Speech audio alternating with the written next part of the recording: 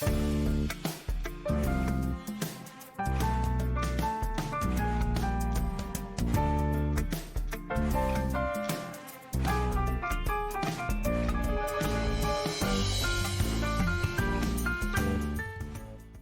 morning, Todd. Good morning. Oh my God, you know I live for that.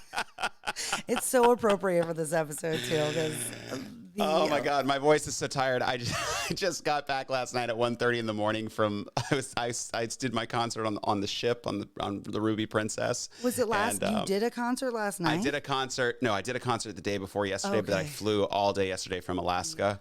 My God. And my voice is tired. I sang like I wasn't going to sing for the rest of my life that last night. I don't know why, because I got like 2 weeks until my next gig. So you got it. When you're in it, you're in it. Yeah, yeah. But that's what I did. I flew Alaska Airlines and then JetBlue, and then then you were here. And then I'm here. And then you have to use your voice more. Brought to you by Starbucks. Yeah. Yes, as most things are from Todd. Exactly. Especially that little riff right there. What are you up to? Well, as you know, I continue to do this Dancing with the Stars event, and I think this episode, it's the local chapter in Charleston. Yeah, so it's South Carolina. So it's all South Carolina American Lung Association. They have basically a fundraiser to fundraise for lung disease, asthma, all their causes and missions. And I am a celebrity dancer in this event, and I think this is one of the last episodes. There might be one more though, but before this will actually happen. June 17th. So I have been... Where is it happening, June 17th? Gilliard Auditorium in Charleston, South Carolina. So if you want to buy tickets, go definitely. I'll put the link in the show notes, but you can just Google American Lung Association Oxygen Ball, Charleston, South Carolina. And you will see me on there. You can vote for me, which is essentially, so none of this is based on talent. Thank God. I do have to learn the dance, and I am, but it ultimately is how much money that you raise, and that's who takes home the big shiny disco ball at the end of it. And it's all for charity. And it's all for charity. So it literally couldn't be a better cause if you have just a moment to go and donate any amount of money, or if you want to see it, you can buy a ticket. We also have sponsorship opportunities as well as live auction stuff. So reach out to me. This is so cool. It is cool. I will tell you, Todd, I was a little bit crestfallen, if you will, after my last lesson, because I thought for the past 3 weeks we had been learning our choreography. Then I realized that we would... In a split second, my dance partner starts teaching me a whole new thing. And I'm like, well, when do we put in the moves that we just, did for the past few weeks? Like, oh no, that's called social dancing. That's so if you ever meet somebody else that knows the rumba, you can do the rumba with them. And I almost threw up. Because I thought we had half the song. This was not for the actual show. This was for, oh, God. That was just to teach me the rumba. So now I am learning all the actual choreography, but I can't. It has been so much fun. I'm super pumped. I can't wait for, I don't want to say I can't wait for it to be over, but I can't wait for it to culminate and actually see how much money we all raise. And it's been a really fun project so far. So that's awesome. It's taken up some time, but I like it. It's I get to be in your world a little bit of performance. Oh, yeah, performing. Luckily, I'm not singing anything, so. I know. Well, that's okay. But we have a guest today, Laura, that we got into her world. And you please mention who we are going to be speaking to today. So we got the pleasure of talking to Ali Rosen, who is a Charleston native as well. She has made her way up to New York now, and we will be visiting her very soon so that we can go experience New York City in all of its glory. But we had a really good talk with her. She's a chef, but she's had quite road. Amazing career. Amazing career, but she gets so real about a lot of things that I think it's important to everybody about, kitchen culture, about dealing with infertility, dealing with surrogacy. I learned things I had no idea about I usually do. That surrogacy is actually illegal in certain states. I did not know that. Yeah. Like, that still blows my mind. So, yeah, I'm really excited for everybody to get to know her. So I'm just going to go ahead and read a little bit about her so that everybody knows. Ali Rosen is an Emmy and James Beard Award nominated host of Potluck with Ali Rosen on NYC Life and the author of the cookbook Bring It, as well as freezer meals. She has been featured on shows such as The Today Show, Dr. Oz, and NPR's All Things Considered, and has written for publications including The Washington Post, Bon Appetit, and New York Magazine. She was a Forbes 30 Under 30, and Thrillist said Ali had one of the coolest jobs in food. And I think we all agree. She's originally from Charleston, but now lives in New York City with her husband, Daniel, 3 kids, Guy, Joy, and Ray, and rescue pup, Phoebe. So, without further ado, introducing Ali Rosen. Ali Rosen. Well, good morning, Ali. Good morning. Hello. Are you? Welcome to the show. Great. Thank you so much for having me. We're so happy to have you. Yeah, we were just all 3 of us kind of going down memory lane because we're all 3 from Charleston and have various connections. I grew up with you and went to middle school with you directly, so I spent a good amount of time, whereas Todd knows your sister. So, friends of people. Well, it's Charleston, 6 exactly. degrees. But it's just crazy. We're like 2 degrees. There's 2 degrees, but it is just nuts that we're all 3 in 3 totally different places right now. Todd's in LA, you're in New York, I'm in Charleston, and that we can still get together and do something like this. It's pretty freaking awesome, I think. The magic of technology. Right? COVID did something. It brought us Zoom. Exactly. Yeah, it gave us Zoom. Yeah, exactly. For better or for worse. Yeah, for better or for worse. That is so true. Well, so I guess for everybody else that doesn't have 2 degrees of separation from you, you just give us all a little quick recap about like your background, kind of growing up in Charleston, and whatever else you'd like to share as far as that goes. Yeah, the 10-second bio. Yes, I grew up in Charleston. My dad is a native Charlestonian, so he'll never leave. So, I grew up in Charleston and loved it, but I wanted to work in media. So I, ended up in New York, which I think is kind of where most people who do media, are either New York or LA. I went to boarding school outside of Boston. I went to college in Scotland. So, my circuitous path from Charleston to New York. And I started my career in news production, quickly realized that was not for me, and moved into food. And for the last 10 years or so, I've been working in food media. I do a lot of writing. I host a show on public television here in New York, all about chefs and restaurants in the city. And I'm the author of 2 cookbooks. So my career has sort of kept me in New York, which I love, but I still do spend a lot of time in Charleston. My parents are still there, and now I have 3 kids, so I am, like legally obligated to bring them to Charleston as much as humanly possible. I don't see Robert and Susan allowing you to keep the kids away, but they definitely will never leave. Your dad is for those that don't know out there, her dad is like the historian of Charleston. Yeah. He's written, how many books has he written now, or at least papers? He's written like 5 books, and his book, A Short History of Charleston, was just given an updated edition for those who want to know about the history of Charleston. Yeah, but it's updated now because we know more. It's updated through Joe Riley. Yeah, well, he wrote it in 1983, and it went like through the 70s, and then of course Charleston has changed so dramatically since then. I think his publisher was like, we might need to update sort of through modern times. So now 40 years later. That's crazy to think about too, isn't it? Oh, that's horrifying. But yes, I know. I'm like, wait, that makes me almost 40. But yes, let's not talk about that. I'm actually going to when we get off this interview, I'm going to go download that book. I'm not even kidding. I want to know about it. It's very entertaining. It is. Yeah. And it's a short history of Charleston. So it's easy, and he's very funny. So he is very funny. Yeah. He's like, He says now, because Charleston has become like Disneyland, he says he's like those characters when you walk around Disneyland, like on Main Street, that are like, he's like the lawyer, like with the bow tie and like the seersucker jacket. He's like, I'm just like a character, like he lives downtown, just walking the historic streets to work, like having tourists like stop by. Yeah. So we should Well, get Ali, Ali, you mentioned earlier that you did go to boarding school, and I'm assuming this is after you left Buist, which I think, Laura, you went there too. You went to Buist, which was a magnet school that you both attended. But how was going away for school? What was that experience like? What did it teach you? What did you learn?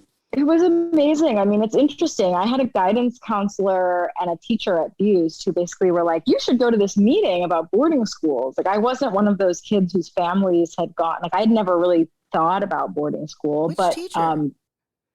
Mrs. Leff, obviously. Really? Okay. Yeah, she was like, go to this meeting. And I was like, all right. And I went and I was like, this seems amazing. Like, you get to live at school. And I applied, and I think my parents were like, oh, she won't get in. So like, we'll let her apply and that'll just be the end of that.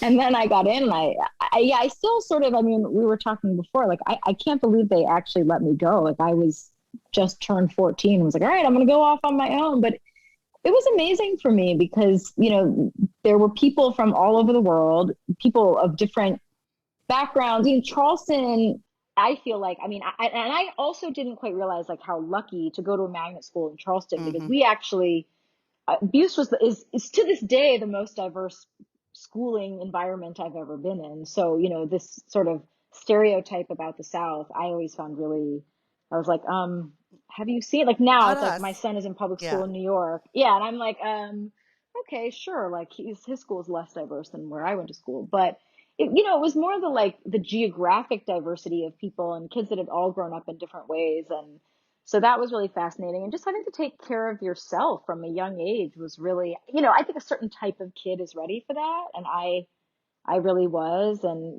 my sister, as, Todd knows, is a very big personality.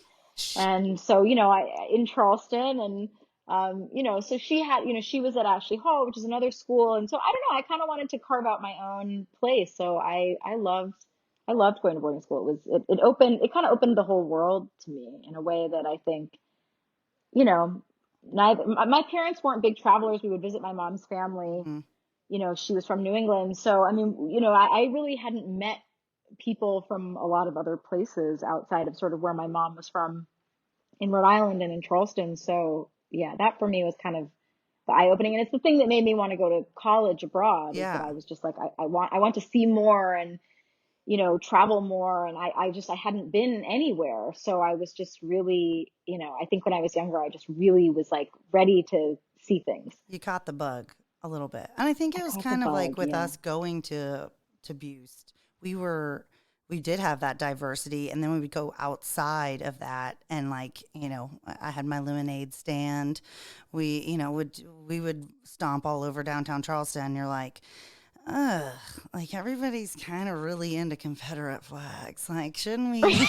Like, kind of not a fan. Not be like, Can you move away from that? Yeah. I didn't know we all went to magnet schools, because I went to Charleston County School of the Arts. We were the first graduating class, so that was a very diverse school as well. But I didn't know that about Buist. Would you recommend, like, later in life your children going to boarding school? Would you be cool with that? Yes. I mean, it's interesting. My son is in a magnet school now. So obviously that had a huge influence on me. I mean, I think it's, I think being around other kids that are smart and motivated and excited to be at school is a huge difference to a lot of other people's experiences. Like all the nerds are in one place. So therefore you have everybody smart together. And so, so he's there now. He's at a magnet school in New York, but with boarding school, I loved it. It's not for everyone. So I would let my kids go if it's what they wanted. I've seen, the kids whose parents pushed them all, they all ended up getting kicked out for something. Yeah. So, like, that's because you they have were to sent want there for a to reason. be there. Yeah. They're like, I don't care why I'm here. Yeah, exactly. Like, you have to really, really want to be there. So yeah, I mean, I think the thing that my parents did for me is I was sort of raised with this idea of, you can be whoever you want to be, and you have to work. My parents worked their tails off. I mean, they never sort of handed anything to us. Like I worked through college as a bartender for like, my parents were very generous and paid for college, but, I also worked as a bartender. I mean, they were very much of the like, if you work hard, you can do anything that you want, and we are going to support you kind of in whatever direction that wants to be. So I don't know. I think I was sort of like delusional as a younger person of like, I can be anything, Yeah, and then as you get older, you're like, this is harder wow, than I I have the thought. balls that I had. No, I think that like both you and I had and I think that's why we were drawn together. So we had very similar kind of Yeah. parents. So we lived right Yeah, around you the also have great parents. Yeah. we lived right around the corner from each other. So we would do study dates kind of like after school at your house. And they worked as hard as they possibly could to get what they didn't expect things to be handed to them. And I think they really blessed us by passing that down, because I'm sure Annie experienced probably going to Ashley Hall. There were some people that were not in the same situation. Yes. Ashley Hall, for those listening, is an all girls school, correct? Yes, it's a private all girls That Barbara Bush went to, so that gives you sort of the Yes. vibe of it. I did a play there once. They brought me over and I did Jane Eyre. Someone dropped out at the last minute, and I literally went on stage. I had 2 rehearsals and went on stage with the book in my hand and did the whole play as Rochester. Oh my God. At Ashley Hall. I just remember that. I was about to say, you just asked me how I didn't remember something earlier. It's like it's the depths of your brain. I know. I'm turning 40 this year. I'm a little like, oh my God, what is happening to my memory? Yeah, this is how childhood memories go, Like, yeah, exactly. This is bringing back. It's all just Ashley rushing Hall. into our heads. Oh my God. So after you went to boarding school, you just mentioned you ended up going to college in Scotland. Wasn't that the same? What was it's where Prince Andrew went? St. Andrews. Or did I just make that up? Thankfully, not Prince William. No, William. It is. Yeah, Thankfully, not Prince Andrew. Yeah, I was like, not Prince Andrew. Thankfully, that would definitely be very weird. Yeah. Epstein. Yes, I was there at the same time as Prince William. Yeah, if my dad were on, he would insist that I tell you about, that I directed a play that I didn't cast Kate Middleton in. He's still very upset about that, because he thinks that he could have been friends with, the Queen. That's his main. Oh man, you heard it here, folks. Wasn't even be able to hang out and be a character on the streets of Charleston. So it's like exactly, then Charleston would suffer. Yeah, so you did exactly. You did this for Charleston. Yeah, I did the right thing. Yeah, I mean, she can't sing, so that's really her problem, not mine. But I went to St. Andrews. I loved it. It's just for everybody. She literally just made the best comment ever, that it was not your fault that you didn't cast Kate Middleton because she couldn't sing. Like, what are you supposed to do? It is what it is. It is what it is. Exactly. Yes. She can't sing. Sorry. Kate. Lovely person. I'm sure she'll make an excellent queen. She cannot sing. Yes, I love St. Andrews. It's also a very historic town. And so it kind of had Charleston vibes for me, even though obviously like a very different time. I mean, St. Andrews, I think, was founded like 700 years ago. I mean, so a lot of the building, but it has a lot of that historic sense. So I felt very at home there, because it did sort of remind me of like a European version of Scotland, of Charleston. And I loved it there. I mean, it was really fascinating. It was kind of the same thing of like, when I was younger, and not that I don't want to meet new people now. I'm like, this is making me sound old. When I'm young, I really loved seeing new things. But yeah, it was fascinating for me to get to see, at the time I wanted to work in news. So I studied international relations, and it was just fascinating to study history and politics kind of from a whole other vantage point. I took a class on like religious extremism at one point, and I was like, oh, we're going to learn about like the Middle East and whatever. And it was like a third of the semester was on the US, Really? And I was like, oh, yeah, I was like, oh, right. Like we're other a problem. People view us as crazy, like, wow. Well, probably especially that area. I mean, like England, Scotland, they're like, you are the people that got away. Right, totally. Right. So, so it was really eye-opening for me, and it was a great experience to kind of be able to have other perspectives, which is why I wanted to go away. Yeah. I mean, my poor parents at that point, I was like, no, I want to go to Scotland. They're like, okay, goodbye. Do you even like us? Like, what do you? Yeah. I know. It's like, yeah, I mean, I always say like I felt secure enough in my relationships with my family to go that far away. It wasn't because I didn't like them. It was like, oh, I know they'll be here when I come back, which I Right. think is a major distinction that I must make. And it Yes. wasn't to Right. get away It from them. wasn't to flee. But Exactly. yeah, no, And you said exactly. Yeah. you just said you always wanted to do news. What drew you towards media and journalism? And do you think it was ultimately a good experience? What did you learn from it? How did you grow? Yeah, I mean, media, I'm not sure I would like recommend media as a career path. It's kind of one of those, I mean, I'm sure you feel this way about acting. It's like you have to sort of recognize that there's nothing else you could do. Like if you could do anything else, do it, Do because it. it's a horrible career path. We were talking about this with it's restaurants too, that we all right, chose like the hardest things to do right. ever. Yeah, we're in the three worst industries for your mental health, so that's great. But yeah, I always loved food. I mean, which is why I came back to it. But I didn't want to work in restaurants. And actually, another great thing about where we went to middle school, we had this like mentor program, and I followed a restaurateur who owned Snobs and a bunch of other great restaurants in Charleston. When I was in eighth grade, and the thing I took away from that was like, oh, I love food and restaurants. Like, I don't want this lifestyle. This isn't for me. So I always wanted to tell stories and do media. And so that really became my focus. And, I had an internship in college at ABC News, and I just really thought like that was the direction I wanted to go in.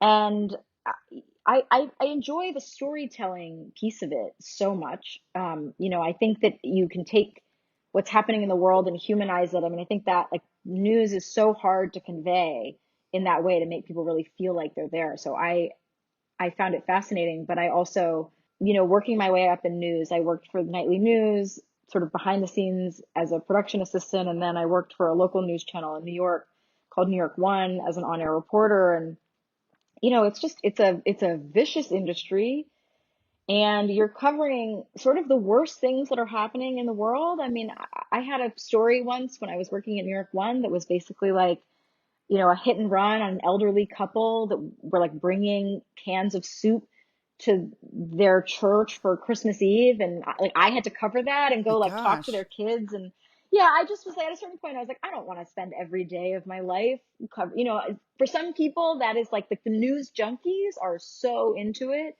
And it really, made me sort of see that like, okay, the thing that I love about journalism is telling stories. I love hearing other people's stories, how they came to where they are. I love that piece of it. I've always loved writing and sort of finding the right way to kind of put a story together. But I just felt like I don't love this as much as other people who are Yeah. around me do. And they are going to fight tooth and nail to get to where they want to be. And I'm just never going to want this as much as they do. So it wasn't for me, but I learned a lot. I learned a lot about writing and sort of keeping, stories together. And so it was great experience for me. I mean, certainly like if you have any interest in writing, working in news production at all, because the time, you have to keep things at such a specific time. You have to Hmm. figure out how to match it with the video. I mean, it's the best education you can possibly have for any type of writing, really. But it's kind of, So I it was found great for like it me, was but kind of constrictive, like I mean, ultimately I it's ended up going very into law school. So talk about restrictive, but right. like I remember You know, taking, yeah. broadcast news, like, as a class and being like, every time I would write something out, my teacher would be like, see, you have way too many words in here.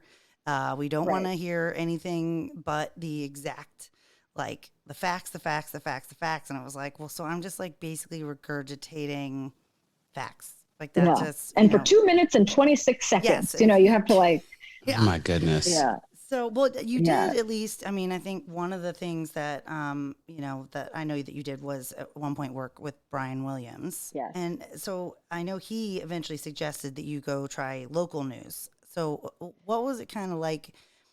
First of all, how did you end up having this kind of personal relationship enough with Brian Williams for him to suggest a career move? But also, why do you think that he kind of pushed you that way, and why didn't you end up doing that? I love Brian Williams. I know that his reputation suffered in later Oh, years. the helicopter incident, But but yes, it could have but been worse. he could have been way worse, and he, did well for it at Yeah. MSNBC. But I He's one of the few bosses, and I think I was really spoiled because that was like my first real job, and I sort of didn't realize that all bosses are not like Brian Williams, who's like really the best boss you could have. I mean, he used to like take the production assistants out to dinner, and he would have this like, he would call it his cone of silence, where we could all just bitch to him about everything that was happening, and he would not reveal his sources, and he would try to make everything better. He treated everyone the same, and it certainly had a huge impact for me, when I'm on a set, when I'm working with other people. I mean, I aim to be just like him in that way of, he included everybody. He had his own office, but he still sat out like in the news bullpen with everyone, like unless he was on like an important call or something. I mean, he was part of the team in a way that I don't think I've ever seen from anyone else at that stature. In That's cool. 2008, when sort of all budgets were getting cut, obviously, every other show at NBC had their Christmas parties canceled. I mean, he paid out of pocket to have all of us have a Christmas party. Just like a great, great man, and a great boss. And so we talked a lot about my career, which sort of, it sounds ridiculous to be like, I was like 22 and he was helping me and he's the star of the show, but he was like that with everyone. I mean, and the people that worked with me as production assistants at that time, I mean, one of them is Garrett Hake, who's now on the air at MSNBC. One of them, Casey Dolan, is now like one of the head producers for MSNBC. I mean, he just, he sort of created Kamasi Aaron, who now is a local news anchor in San Francisco. I mean, he just sort of made everybody, again, like we were talking about earlier, made everybody believe that they could be whatever they wanted to be and move up as far as they wanted to go. And that kind of encouragement when you're at that age from somebody who is so successful and has no need to treat people that way, like he could be a Yeah. total jerk to everyone, as so many news anchors are, and it wouldn't affect him one bit. So he actually got me the job at New York One. He called, I was doing a lot of pieces online for nightly news. This was kind of like, ooh, we're going to do things just for online, and Yeah. I had been like, oh, I want to do this. And I sort of pitched it, and so I was doing a lot of online pieces, and of course there was no budget for it. So it was like, well, you can keep doing your job and do these extra things and then not move up because there's no actual job To move path up to. there Yeah. for you. People who came in as on-air talent. I mean, news is a very weird, broadcast news has a really strange hierarchy of like, you work at local stations, then you move up. And so you can't sort of do it from within. And so I was doing these online pieces, and there was kind of nowhere within NBC for me to go. And so he had worked with the news director at New York One when he was a reporter like in Connecticut, and he called him and got me an interview for a job. And so, it's, again, we were talking about like things not being handed to you. Like I had no connections in media, obviously, like my parents were lawyers in Charleston. Yeah. I certainly had nothing handed to me, but I have to say, like, Brian Williams went out of his way to get me a job, which I think is just a huge testament It's to him. And incredible. yeah, Yeah. I mean, it just, and I think it really solidified for me, like when I am the boss of people, how I want to behave, because it Yeah. just changed my whole life, that he was sort of willing, like I could have toiled away as a production assistant for the next 5 years Yeah. because I had no connections and I had no, it just, Yeah. not that there's anything bad about being a production No, assistant. no, no. We are not. We've all done it. Yeah, but yeah, Yes, I we mean, all so I have. worked at New York One. Yeah, we've all done that. Yeah, so I worked at New York One, and I learned a lot. I mean, basically, as a local news reporter, you are like out shooting things, editing them, talking to people on the street, doing everything yourself. I mean, it was really, but yeah, the environment there, basically anyone who works in local news, they don't want to be there. So they will murder you to get 1 inch over you. I found it to be a very difficult environment for me, not to make myself sound insane, but so I moved to India for a year and worked on a documentary in that. And the And documentary then was I about kind of had, domestic violence, correct?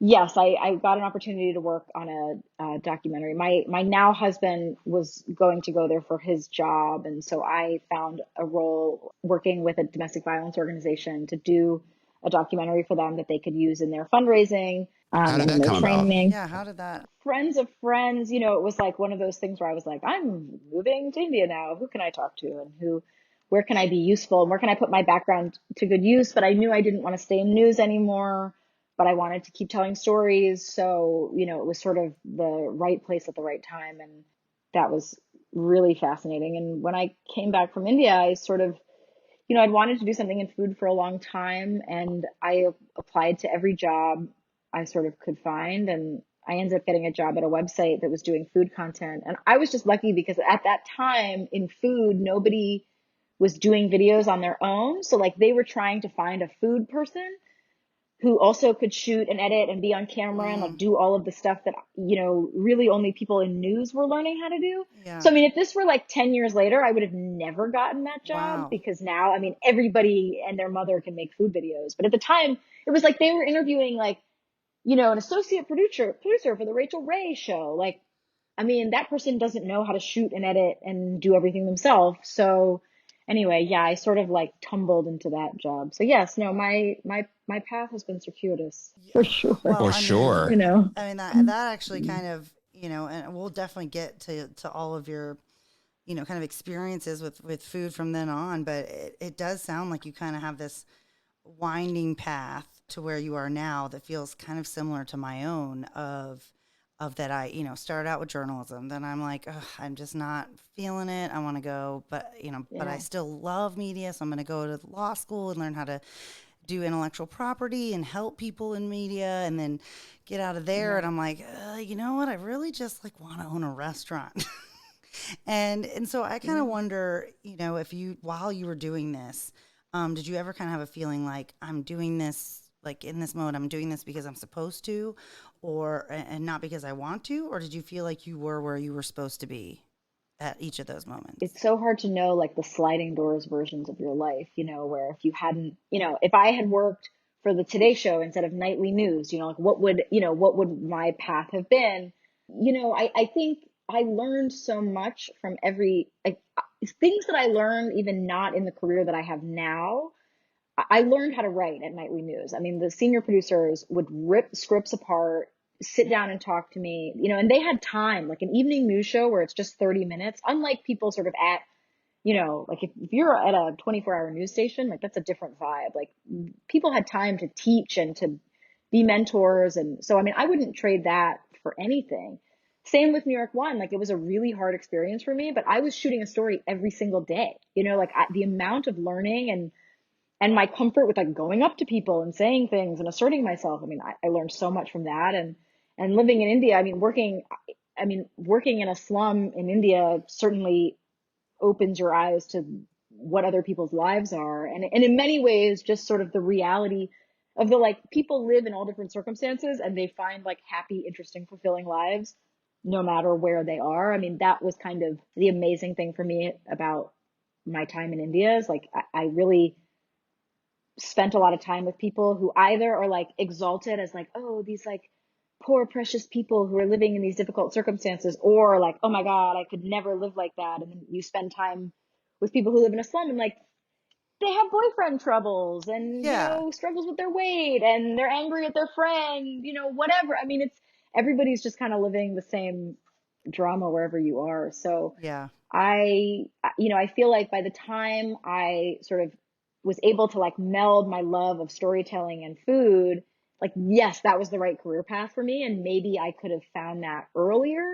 But I don't think that it was like a waste of time or, not the right path at any given moment, because at every moment I sort of thought I was in the right place doing the right thing. And then I feel lucky that like, I am not a person, my parents were of the generation of like, you stay at a company and you work hard. And I mean, they were like shocked when I left NBC, they were like, you're at NBC, like everyone knows what that is, and I was like, well, work your way up. But of course, in 2008, like I saw people who'd had jobs there for 30 or 40 years getting fired. So to me, it was like, oh, well, there's no loyalty anyway. So you might as well move forward, when you can. Yeah. So I'm happy that I didn't like stay anywhere too long that wasn't the right fit, but I also think I needed that path and I learned a lot. So I don't know. I mean, I think, Kind of the people who compounded. like know what they want. Yeah. And it's like, it's not like you don't use your law degree in everything that you do now. Exactly. Yeah. You may not be practicing sort of in the way that you expected to, but you end up using it in a different way. So I think that's, I think now people sort of see so much success straight out of the gate, and there's people who like do things so young, and that's great. But I think also like there's nothing wrong with sort of checking things out and being also Yeah. like your career is still evolving Always. Yeah. as you get older. Like I don't think that this is like the last job I will ever have, and that I can't evolve from this. Like I don't know. So yeah, it's like we used to sort of think that we reached a certain age and it's like that's the career that you're in. And I don't know, millennials have had such a weird go of the workforce that we're kind of like, we can do anything. You're both good and bad. And we'll be right back after a few words from our sponsors. Eternus is all about you. Eternus Life Coaching is all about partnering with clients in a thought-provoking and creative process that inspires them to maximize their personal and professional potential. Eternus believes in making your dreams and goals a reality, and their coaches know just how to do that. Whether you're just starting out or looking to bolster your current transformation, they have you covered. Leveraged by the International Coaching Federation and founded by Chris Wingater, Eternus coaches develop and maintain an effective coaching plan with attainable results. Eternus offers flexible plans and rates to allow all people to benefit from this rewarding creative process. So don't hesitate. If you want to unlock your full potential, begin your journey with Eternus Coaching today. Visit www.eternuslife.com and let Eternus help you manage progress and maintain accountability in achieving your highest potential. Follow them on Instagram and Twitter at EternusLife.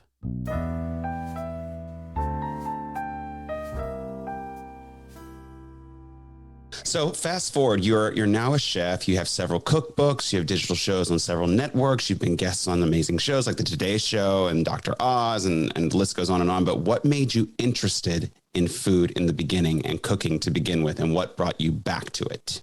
My mom hates when I say this, but my mom is not a great cook. So I learned to cook at a very young age.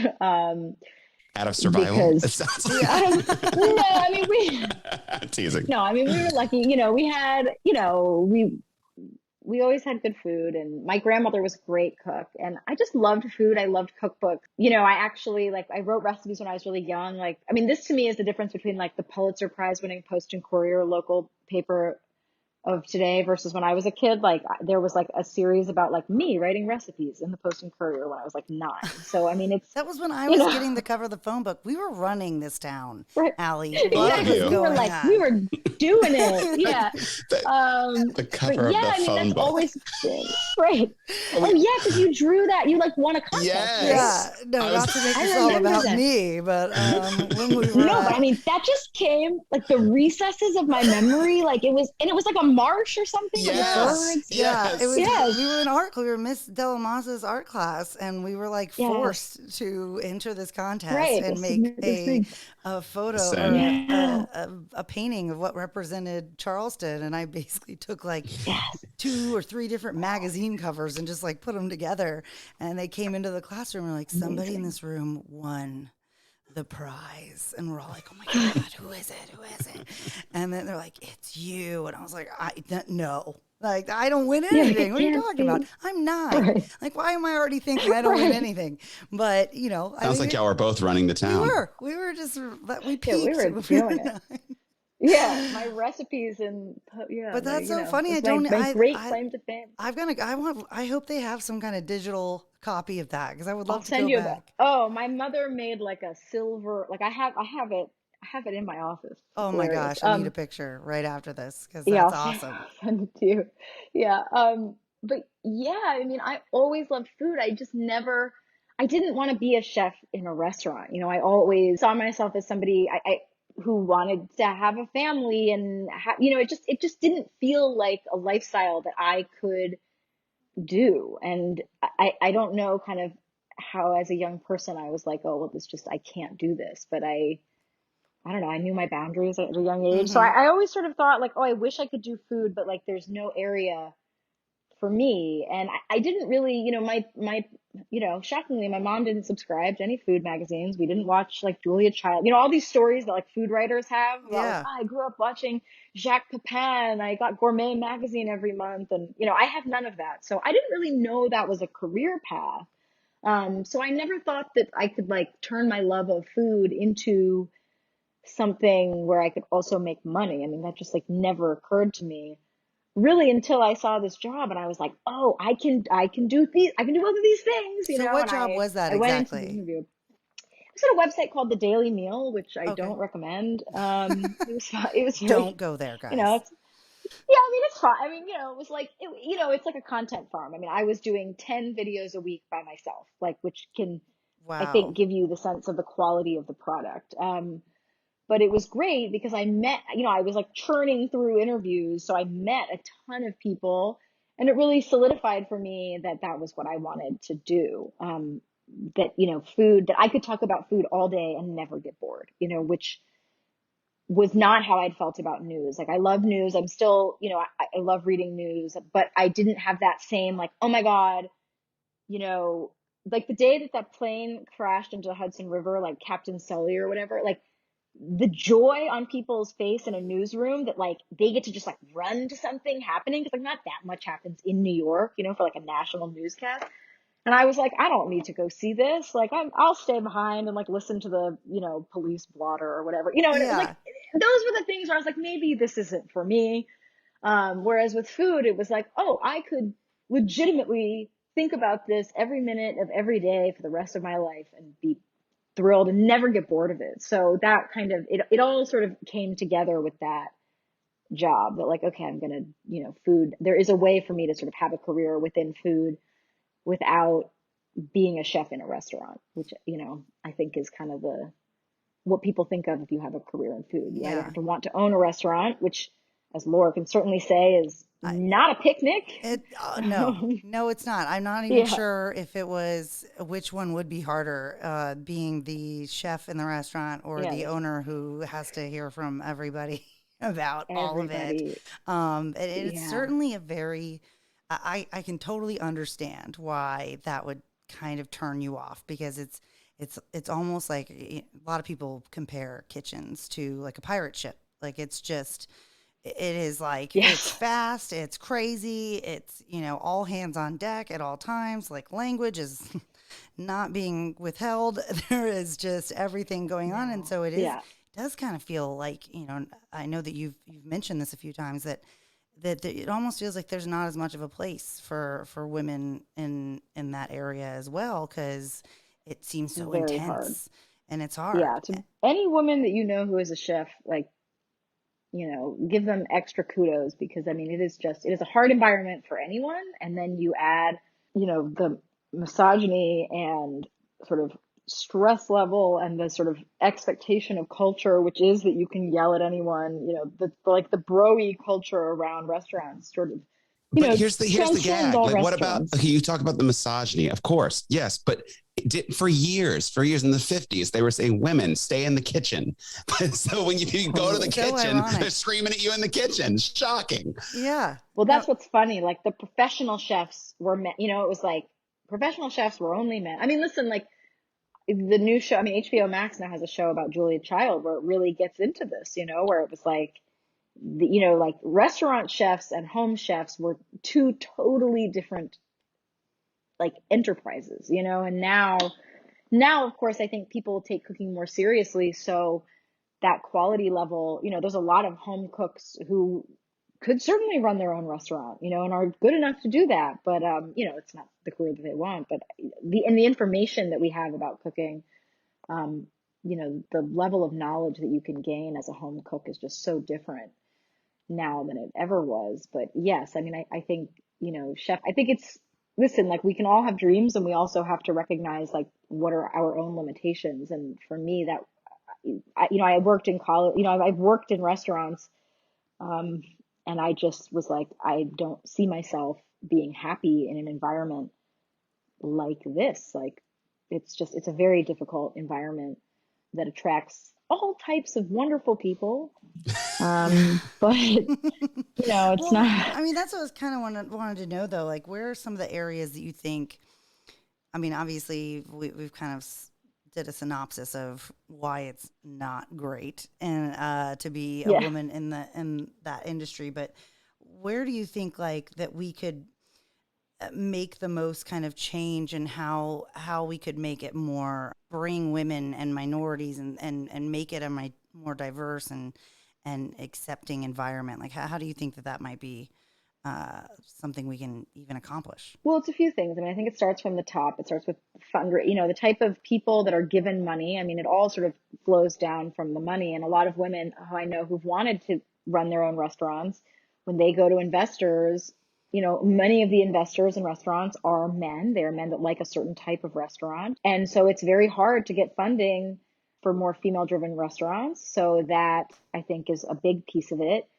And then I think it also starts with kitchen culture. I think that I know a lot of male chefs now who have really insisted on changing that culture in their kitchen. And I think, there are a lot of women executive chefs who have had sort of more women and diverse people in their kitchens and helping with that. And I think it's just the newer generation of people. Like a lot of the women chefs from previous generations were so trained in that environment and so had to project a toughness to prove Yeah. themselves that they also behaved in those ways. So I think Mm-hmm. I think it's really changing. I think people talk about it a lot more. I think it's, the sense of people standing up for themselves. The other problem with a lot of kitchen culture is a lot of sort of sous chefs, dishwashers, people at the lower end of the hierarchy are often immigrants. They often don't speak English. So I think that there is a fear in speaking up. So I think it's important for Absolutely. people at the top at all levels to sort of, because I mean, if you're having a plate thrown at your head, but you also don't have your green card, like, what are you going to do? I mean, what are Yeah. you supposed to do about that? Yeah. So it's, investors and we have to stop glorifying like the bad boy chef, like Yeah. I think, listen, like I was a huge admirer of Tony Bourdain. He was certainly, after he stopped drinking, like one of the sweetest men you could imagine. But I mean, the way that he describes kitchen culture, in Kitchen Confidential and a lot of the other writing that he did, I mean, was the norm. It was not unusual. And I think we've celebrated that. Yeah. We've sort of been like, that's so cool and rock and roll. And Gordon it is not cool and rock Ramsay and roll. yelling at, everybody in the Like, kitchen. how he still has a show. I mean, and again, Gordon Ramsay in person is among the nicest human beings on the planet, which is so ironic. But I mean, the fact that we still have shows of chefs yelling at people and that is like a fun thing. Like that's what we think of when we think of a chef is it's ludicrous. I mean, we don't allow that in any other industry. Yeah. There's something about restaurants and chefs and the high pressure of it Mm-hmm. that we've sort of allowed this mysteries to continue. But I think it's changing. I mean, slowly changing, but yeah, I think it's just, cultural acceptance of it really has to And shift. I mean, I think you just hit on a lot of important aspects as a restaurant owner. I can tell you we've probably had, I can count on one hand how many women that we've had in the kitchen, and Yeah. one of them is currently with us, and she is um, Hispanic, and she does not speak English very well, but she's wonderful. She loves my husky, so we bond over that.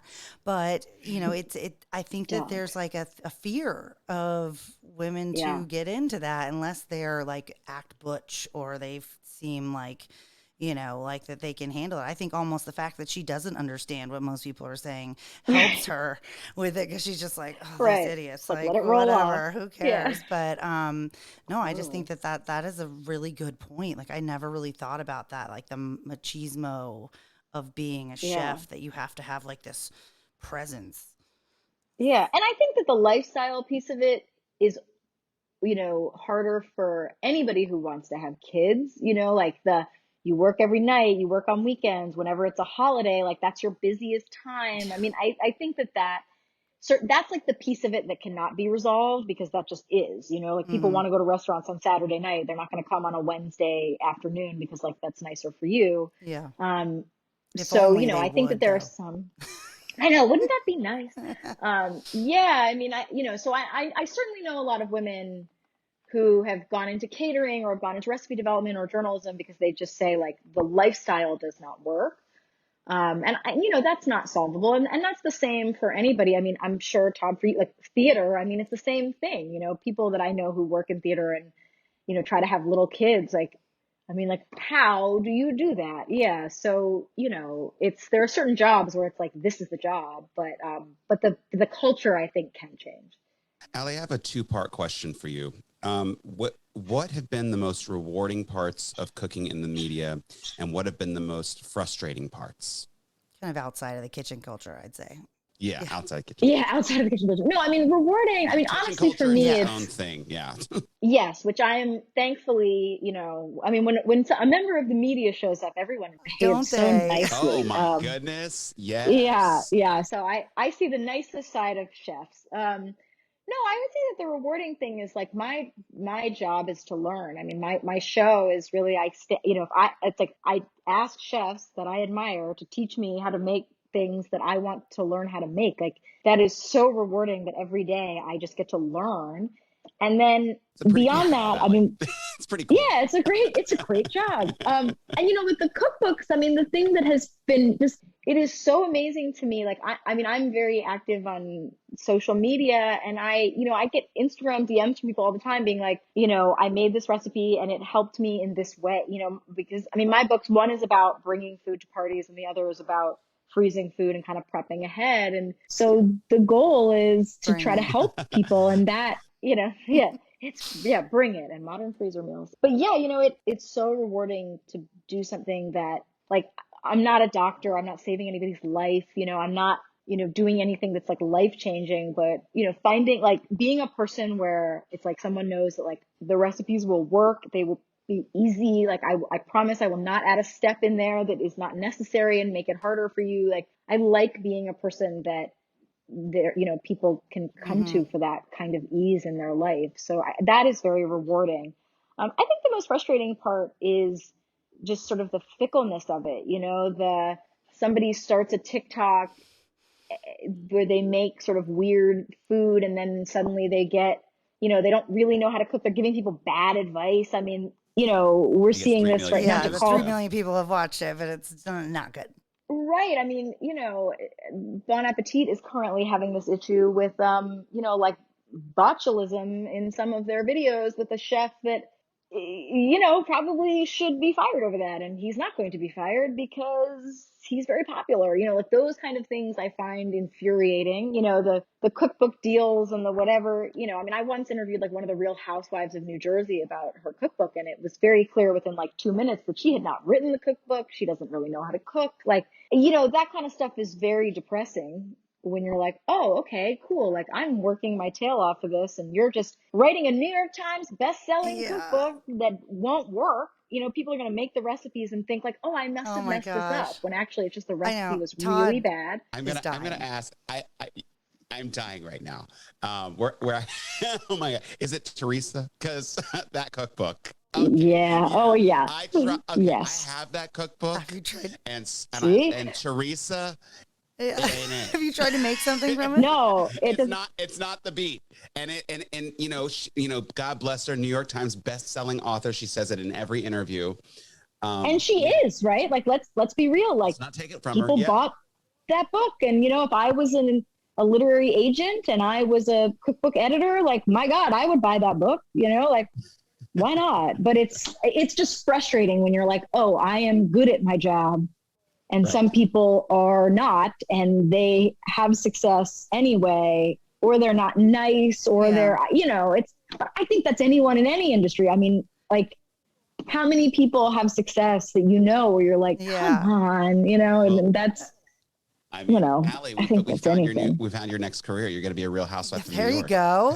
And then you actually can make a cookbook, and then it will be worth being. And it will actually be good. People will actually be able to eat it. But I totally, I get you. I hear it, because it's frustrating sometimes, even in like the restaurant world, where you see people that it's just because they had enough money or enough investors or whatever, they, I'm not going to name any names so that I don't get like shunned.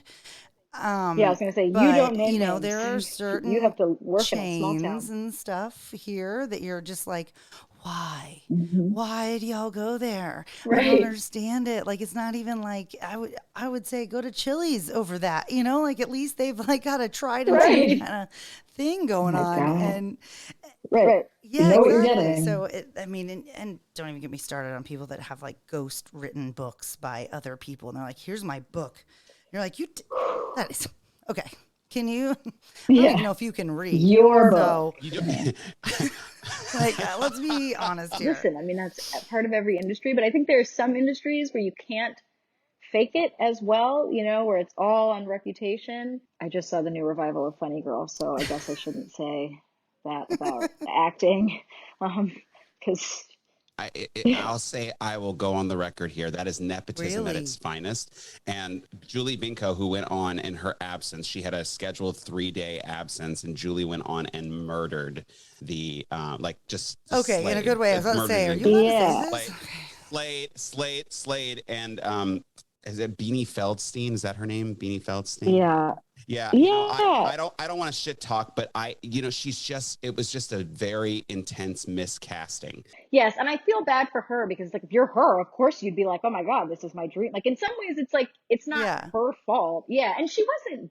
bad, but she wasn't great. Right. And so I was going Well, to you're say like there stepping are into the certain shoes of Barbara careers, Streisand. I mean, right. I mean, I there's no, mean, anyone who tries to do that is going to be, yeah. So you did see it. yeah, Oh God. Okay. All right. I saw, yeah. So, I mean, I was going to say that like nobody there, some careers you have to be good.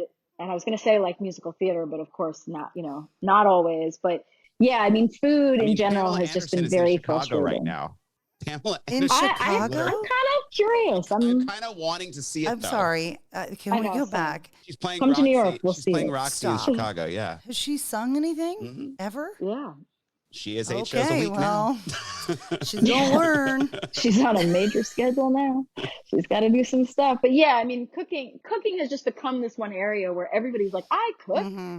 I can do this. And then, if they're like adept at social media, which is a different Mm-hmm. skill set, they can become a major thing, which for some people that's been great. There are some TikTok people. There's this woman, Alexis, who's the Black Forager on TikTok. She has millions of followers. She's like the most enthusiastic, nice, lovely person. And she basically shows people how to forage and not Oh wow. die, and feels like the most excited. I mean, you will never see a person get more excited Then about anything. foraging. So it's like, there are some people like that. Yeah, but it's like, oh, she is so knowledgeable. And now like this Yeah. platform is really like the ideal, it's like no one's going to make an entire like 30-minute show about this, but like as little snippets of information, it's Yeah. genius. So it's not that social media, like that knowledgeable people can't find ways to sort of work on there. It's just that like being good at social media does not necessarily mean that you are a good cook, or that your recipe, or you could be a good cook, but maybe your recipes aren't good.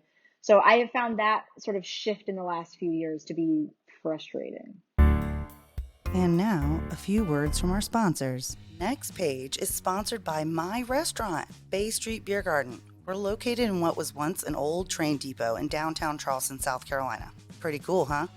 Our bar and restaurant has beautiful high ceilings, communal tables, and German-influenced high-end bar fare, so it's as close as you can get to an authentic Munich beer hall in the South. At our Bavarian-inspired and Southern-made restaurant, we're all about community, festivities, and uniting the old with the new.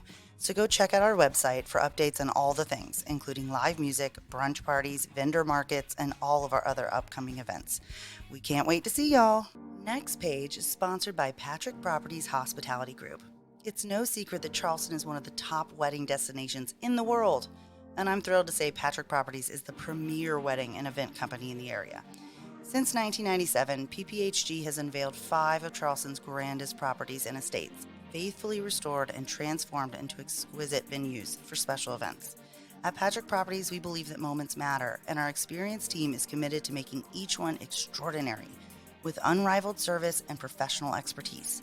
So if you're looking for a classy venue for your next big event, check out Patrick Properties Hospitality Group on their website or social media.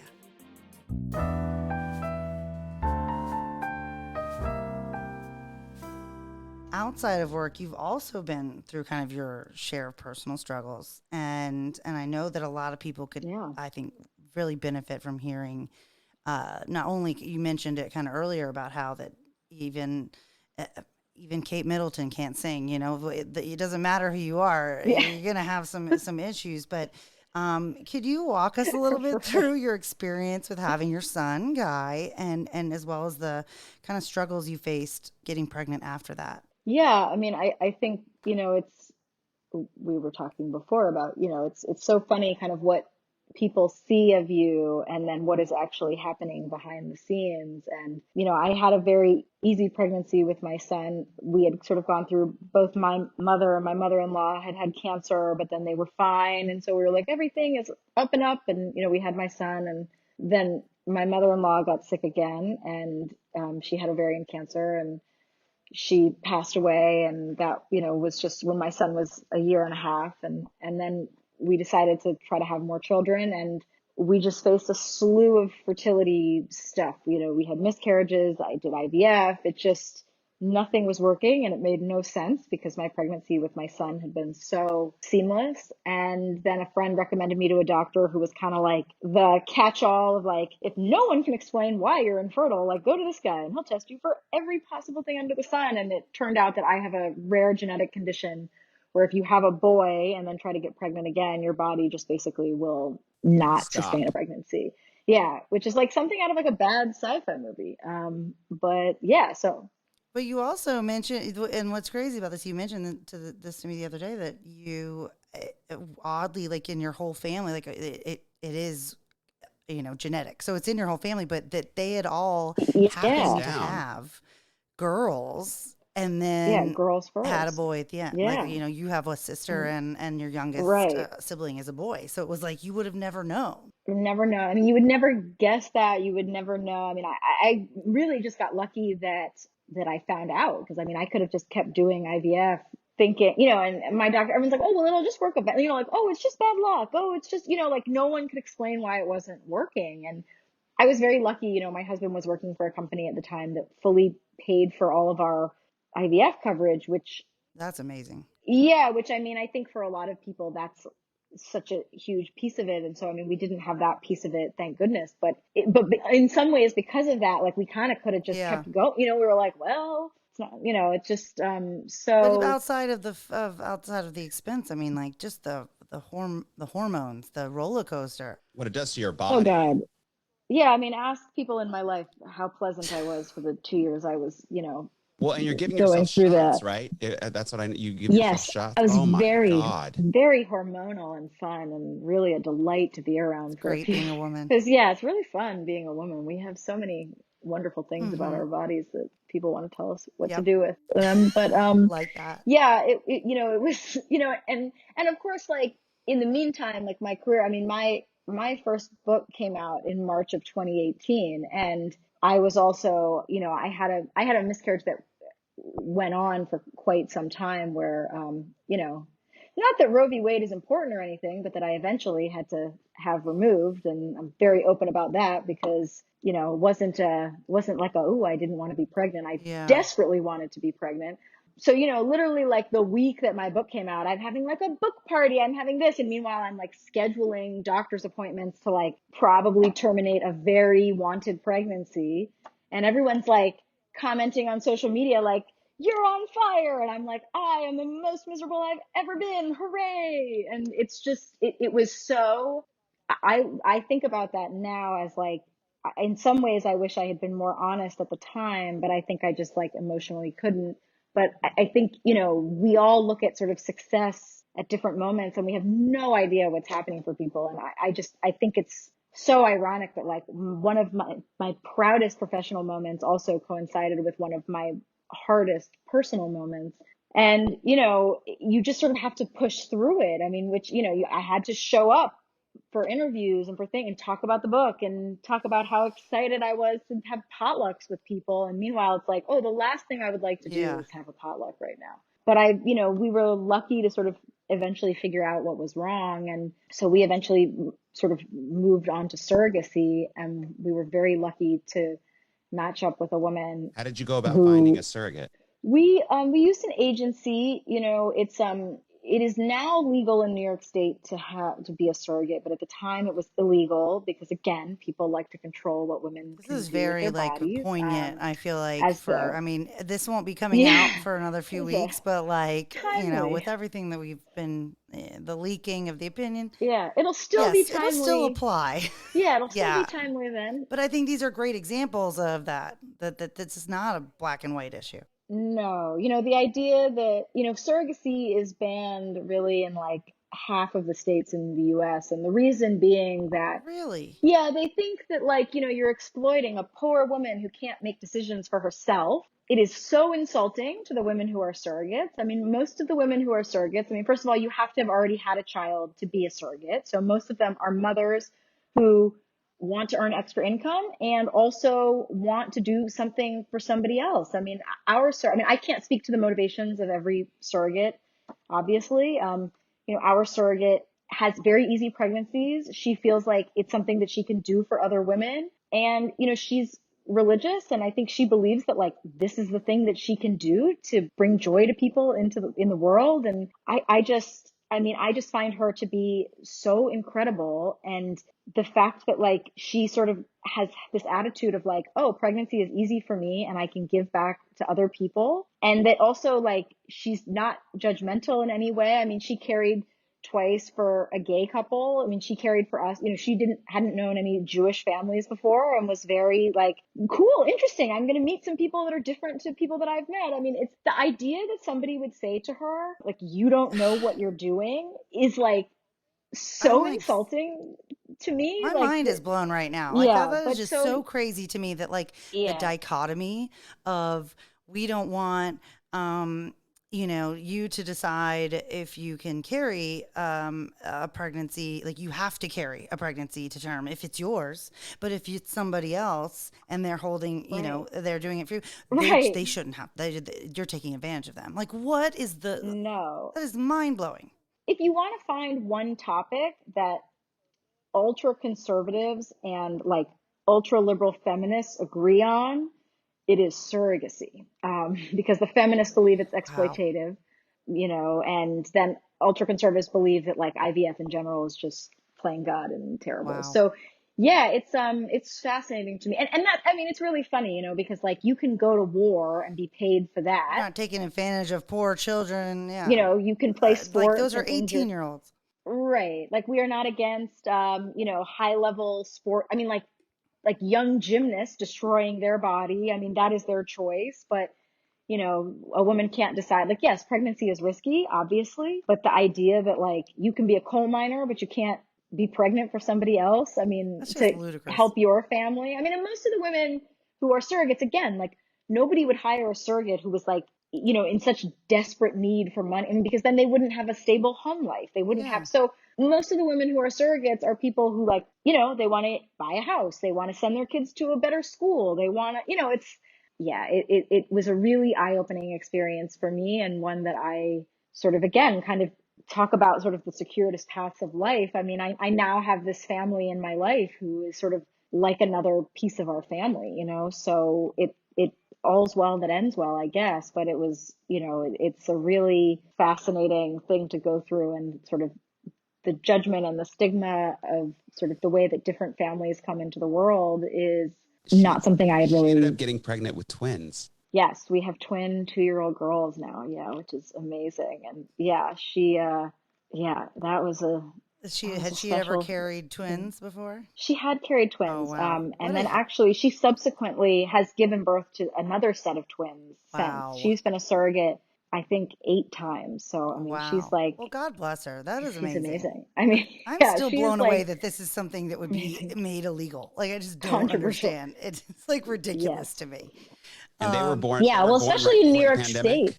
They were born right before the pandemic, like Yes, they were born 2000. January 28th, 2020. So Mm, we, Oh, yeah. yeah, so we, I said to Laura, it was like, I mean, the naivete of us, like being like, we've gone through this sort of awful cancer stuff, with my mother and my mother-in-law, and the grief of losing my mother-in-law, and the fertility stuff, and the girls were born, and we were like, this is a whole new bright chapter in our lives where everything, finally, like we have been through all this stuff and everything's going to be fine now. And we just get to like be normal people with normal problems, which is what I kept saying. And yeah, 6 weeks later, it was like, oh, okay, just kidding. The world But at is least, shut down. yeah, well, it was kind of one of those things where like, oh, I kept saying normal people with normal problems. And now this is a thing that all normal people have as their problem. So I guess we You still fit into that, you but it manifested wasn't. this. This is your It's all fault. your fault, Yes, Ali. some of it is my fault, and I own that. Yeah, No, yeah. I So, told you the other we were day that just normal people. I told you the other day that I take equal responsibility because I was like, I'm ready to date again.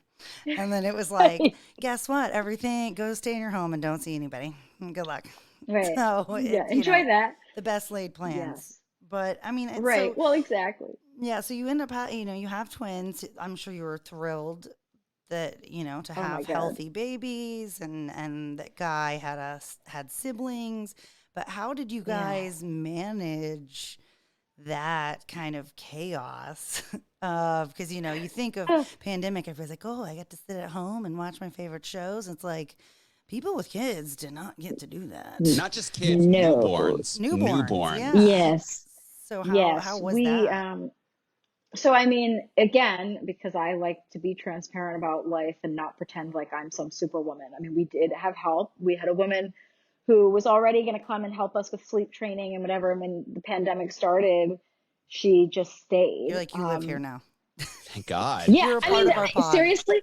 And thank goodness that she had been with us with my son. She had subsequently been with my sister-in-law twice. She'd been with two of my friends. I mean, she was like, again, like a member of our family, like a woman that we are very, very close to. So, I mean, like, I don't think I could have survived like mentally without her being here, not just because of the babies, but like a human being to talk to whose company I enjoy. But, for her, I mean, she's not supposed to be with us for that length of time and never going to her home. And we survived because she was here, because my son was out of school and his whole life had turned upside down. So it was like I was doing the Zoom school and the homeschool, and What a funny joke that was. and of course, and yeah, I mean, like whatever that was, I mean, Yeah. ridiculous. And my husband was working full time, sort of again on Zoom, and he had just started a job. I think he went into the office for 1 week. He started a new job, and then everything, so he had no time because he just started this new job. I mean, it was like, he was going to take like 5 or 6 weeks off after the girls were born and then start this new job. I mean, it was chaos. I mean, but we were very lucky in that we had help. We were sort of at two, the girls were young enough where they weren't stir crazy in the way that Guy was, my son, who at the time was like 4.5 and is now 6.5. So and of course my job, everything stopped. I mean, I do a lot of branded recipe development for companies. I mean, that everybody was like, let's push this back a few months, so everything that I had on my docket, my show, we were like, we're going to move the next season. It was like everything came to a halt. So at least, I mean, not luckily, because it's not great, to like lose all your income in one fell swoop, but at least like, my husband, I mean, he couldn't do anything. So, yeah, it was total, utter chaos. And I think it's like, that I think that just really highlights how I think for a lot of families when they were going through this, I mean, and obviously is, not to leave Todd out. I'm sure he had a very difficult time as well. And I know you did because, acting was put on hold, like all of that was put on hold. But all the work stopped. But the family aspect, it was like it shone this really big light, I think, on how much we really do rely on the village of other people, because oh my God, like otherwise you're going to lose your mind. Like yes.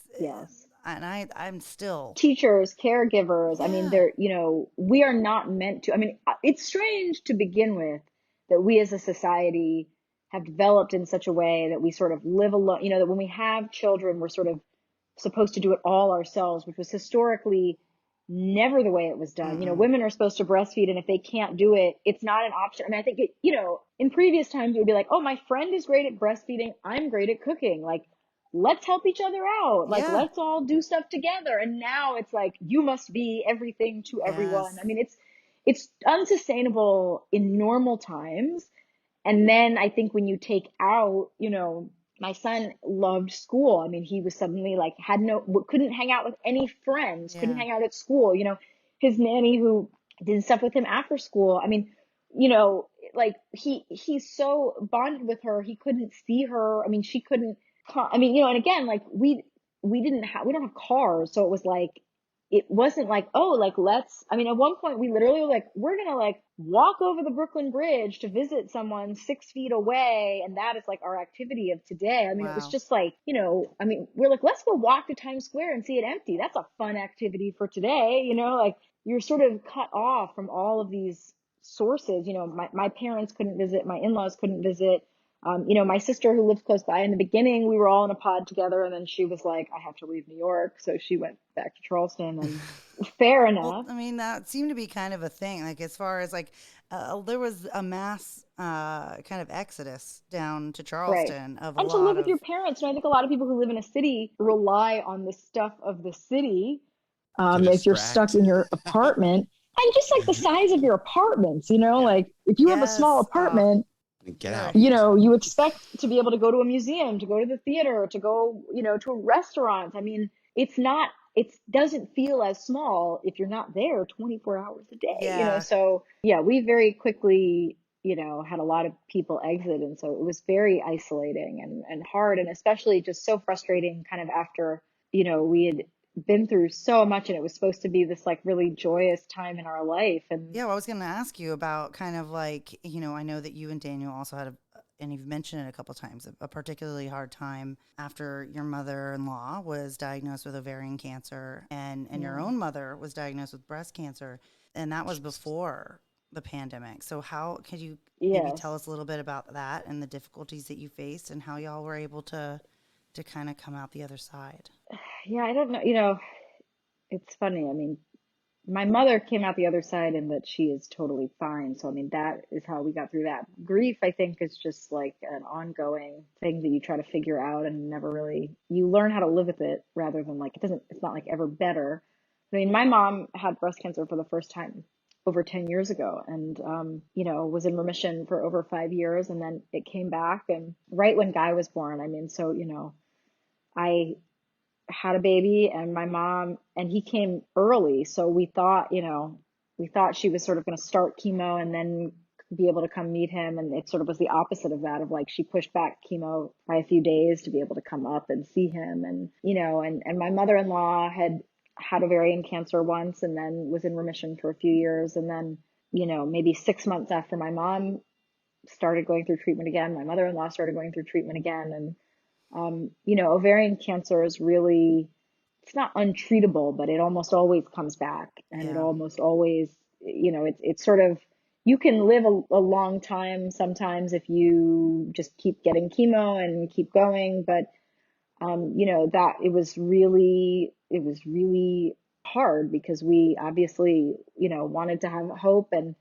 And to be, you know, to be totally honest, I mean, the reason, you know, I had my son when I was 30, which in New York is like I was a child, I guess. You know, my doctor said I was her youngest pregnant patient. And in many ways, we did that because, you know, my mother-in-law had been diagnosed a few years earlier, and my husband really wanted her to be a grandmother, you know. So, and knowing kind of the prognosis, we had hoped that, you know, she would be able to be with us longer. But I think, you know, the goal was to have her be a grandmother, which she was, and was really, I mean, not just the best decision that we made because I love my son, but I mean, really that, you know, obviously he's great There too. were multiple benefits to Many it. benefits. Yeah. To, you know, having children, highly recommend, if only if you want them. You have Yeah, to not really daily want them. meal, but children, yes. Yeah, exactly. We're gonna, If you want them, the big caveat, yeah, don't, if you don't want to have children, please don't. It's a lot. yes, But yeah, you know, you know, my mother-in-law was very sick for a long time and really was just so, she kept living her life. I mean, they renovated their kitchen, you know, it was like she was an amazing woman who just sort of lived life to the fullest. So, I mean, I think after her diagnosis, you know, she she lived for 3.5 more years, and every year of, I mean, you know, they did a big trip to Australia and New Zealand. Like they, you know, it was, she certainly didn't let it take over her life. But, you know, losing her, I think, was really just a shock to all of our systems because we had never dealt with something like that before. You know, we'd lost grandparents and people sort of at more natural ages. I mean, things that are sad, but when you Mm-hmm. lose someone on the younger side, it just feels like a shock. And I think my husband's whole family was such a tight unit, but she was really like the glue. So figuring out how we all navigate our relationships with each other without her was just, Yeah. it takes so many years. And I think that's the thing that is so hard to wrap your mind around, is that like, grief and loss takes years to even just figure out like how to begin to navigate it, not just sort of, I mean, my husband, I don't think that he will ever have a day where it doesn't make him sad that his mom is not here, especially, It's like a having perfect kids. storm of craziness. And I mean, and you Yes. can tell how much of a impact that she had on your life. Like even just reading your cookbooks, like that Oh my God. you Yeah. have a beautiful like tribute to her Yeah.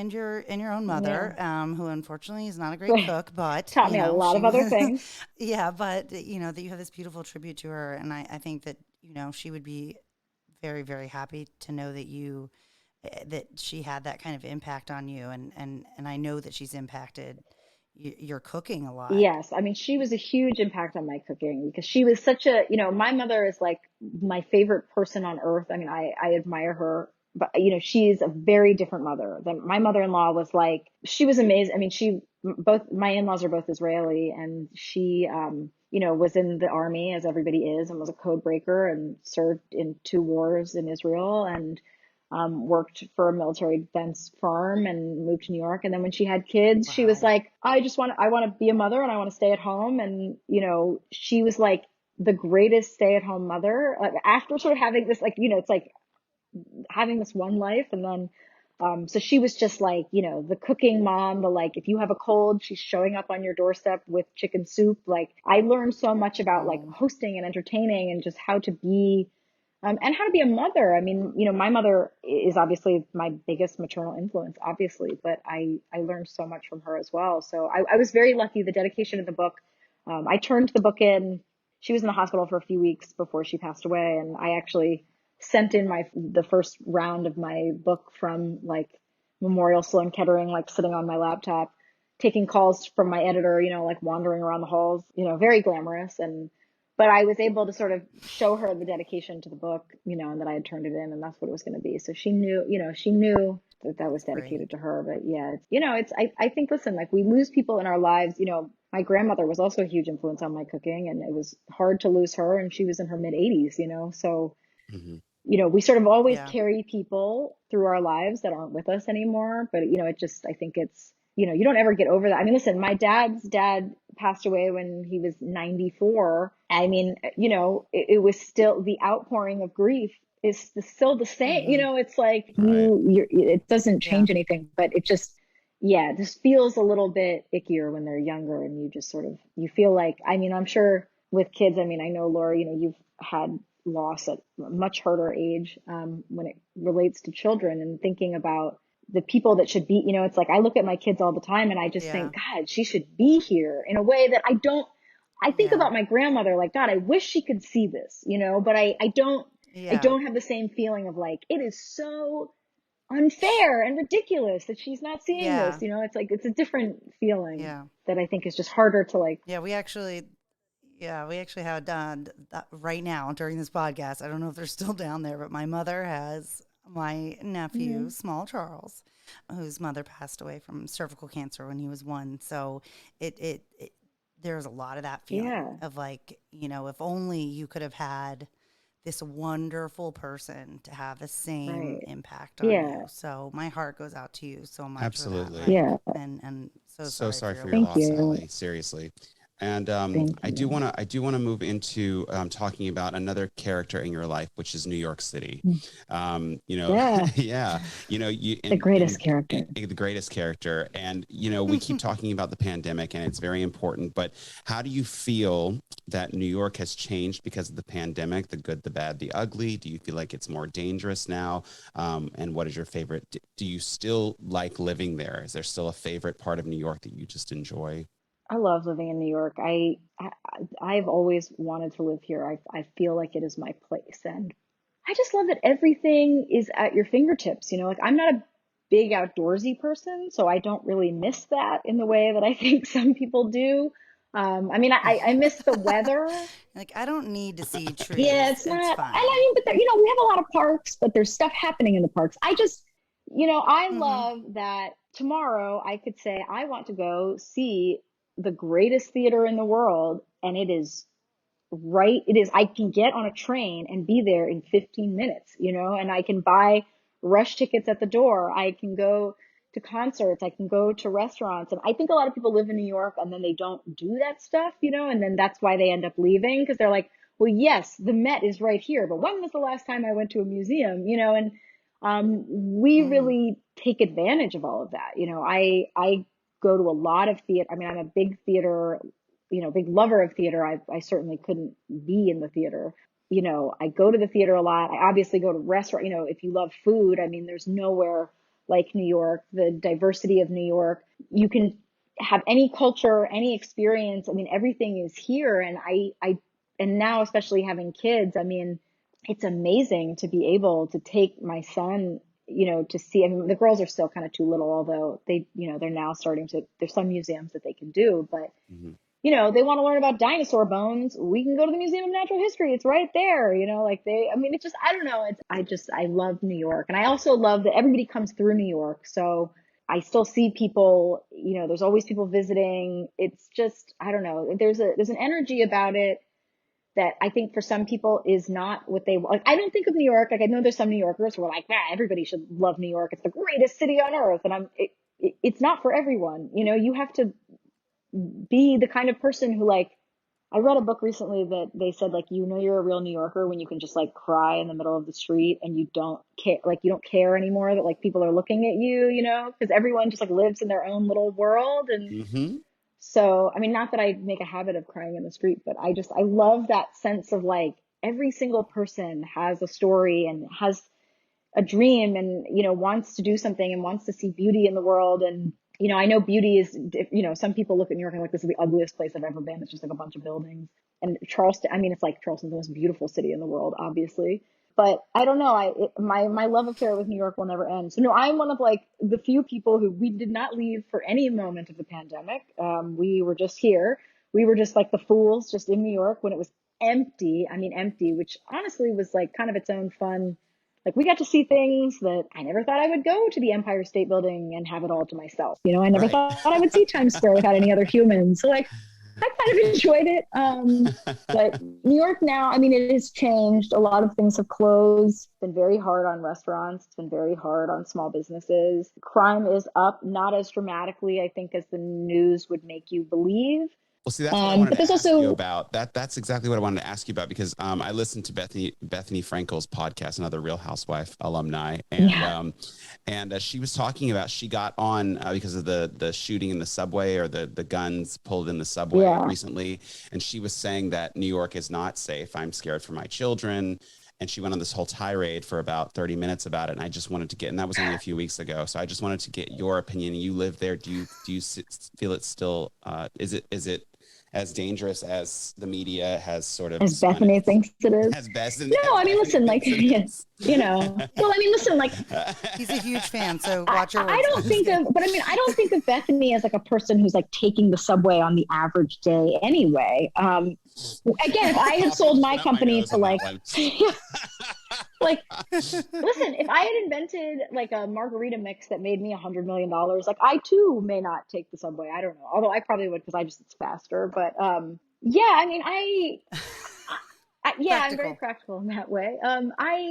No, I mean, listen. I think that crime is certainly a concern. There's certainly a lot of homelessness and mental health issues that I think are worse than they have been before. But I also think, like, I mean, your odds of dying in New York City are probably still higher for like looking at your phone and getting hit by a bus than anything else. So, I mean, that's, and again, like, people get in car accidents every day. I mean, it's not to diminish it. I mean, and I think there have been some really horrific incidents, especially on the subway, of people, that shooting, which has never happened in New York before. So I think was really shocking to a lot of people. There've been a few like people getting pushed. And again, this has all been sort of people in the throes of like extreme mental health crises, often homeless people that are sort of acting out. And so I think that is scary. You know, the randomness of it, I think, has been very frightening to people. But I mean, millions and millions of people are still taking the subway every day and living in New York, and it's been fine. And tourism seems to be, I mean, things are packed again. So I don't know. I mean, I love New York. I've always felt safe here. I maybe, you know, at night I'm a little bit more cautious than I would have been in the past. And it's hard to know whether that's just like being out again and like sort of trying to figure out how to like be a human again after a pandemic versus safety. But I don't know. I will toot the horn of New York I still have an forever. apartment there, and I'm recently been thinking about moving back there. I'm not even joking. So You're we'll see. Come back, Todd. We'll see. We'll see. Yes, But she's back. luring you back. New York, I don't know. All Nothing. this talk. Yeah, I mean, LA is its own special beast. sure is. But you know, I'm partial to New York. Not as much walking. No, very little walking in LA. Yeah, I mean, I don't know. I think that New York it's a city where the whole world comes together, and I don't think anything is going to change that. And, you know, it sounds like it's still magical, because that's how New York has always been for me. It's still a magical place to be. Yeah. That's great. And I've always been obsessed. Yeah, I mean, it feels more magical in some ways because it's like you know, you don't know what you don't have until it's gone. I mean, like going to theater again. I mean, I've been like inhaling theater, you know, like it's like a life source, because it's just like for so long I didn't get to stand, you know, next to people and cheer for performance, you know. And you know, I went to a concert for the first time recently, and it was just like, you know, it's so amazing to get to do these things, these sort of uniquely New York special things, you know. And I don't know. So yeah, the magic in some ways is more because we were deprived of it for so long. And I think especially actors, I mean, you know, I think of restaurants and actors. I mean, there are certain communities in New York that are such important communities. You know, people in media, I mean, media is a big community, but after a little bit, you know, everybody figured out how to work from home and they were doing it, you know. I mean, I did a lot of Zoom cooking segments for various shows. I mean, you know, media could figure it out, but I mean, the arts and restaurants, I mean, you cannot exist without people being crammed together. So it's just, I don't know, it's been really amazing to kind of see it come back. Yeah, well, we're obviously a little bit come visit me, because those are things that we do. So we're excited too. So we'll definitely come visit. I mean, come visit. You have, I know exactly where you live because you told us earlier. So I will be there very soon. Visit. But also, you know, just you know, want to let everybody know a little bit about your cookbooks, because I can personally say that a ton of my friends that do not even know that we knew each other, that you are from here, like would just be like, have you seen this modern freezer book, like the freezing modern freezer meals? I don't want to get modern. Oh, it's an meals. SEO title if there ever was one. It's okay. It's like it's for search engines. Well, no, it's definitely. But I'm telling you, I've like people live and die by it, but my personal favorite is your book, Bring It, which is about basically easy to make things that you can bring to potlucks, and it's like you said before, like you're not making it harder than it needs to be. It's everything you need to know for each of these dishes. I made a few last night and ate all of them by myself, and it was really delicious. But the thing that I really loved about it is that you have this popcorn section, and it took me back to when we were younger, when we would do those study things. You always had popcorn. Always made popcorn. And so my big question is, did you put that in there because of me and you eating popcorn together? 100%. Okay. Yeah, I knew it. 100%. I knew it. It all comes back to snack time at Boost and in your house. And I think it's really funny. I told Guy one time that, and I won't share where you grew up because, you know, we don't want people finding this window, but I was like, one time we used to jump. You remember there's a window at your old house that we used to like jump out of just like for kicks? I don't know if you even remember this. Yeah, so now every time we walk by there, Guy is like, that's the house you used to jump out of. And I'm like, okay, but that makes it sound worse than it is. But yes, a lot of afternoons. From the second floor?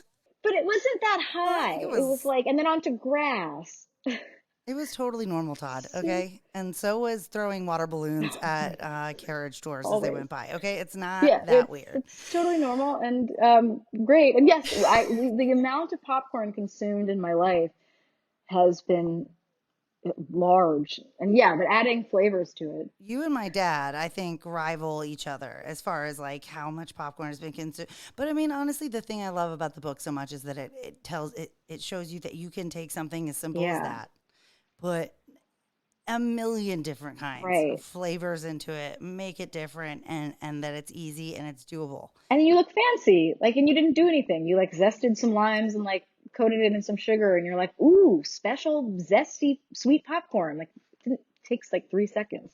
Like, people think that entertaining has to be And hard, and it I does. I mean, it's the whole point should be that you look impressive and do very little. Like, that is usually my goal.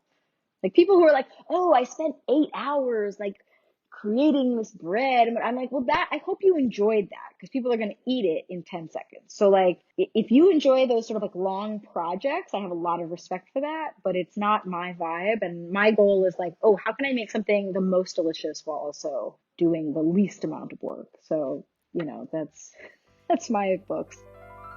don't go anywhere because we'll be right back after a few words from our sponsors. Next page is sponsored by Rogers, Patrick, Westbrook, and Brickman Law Firm, located in Mount Pleasant, South Carolina. RPWB attorneys are experienced, respected, and tenacious. The common thread of their work is that they help those who have been wronged. They often lead class action lawsuits and multi-district litigations against large corporations. So they're the ones fighting the big guy.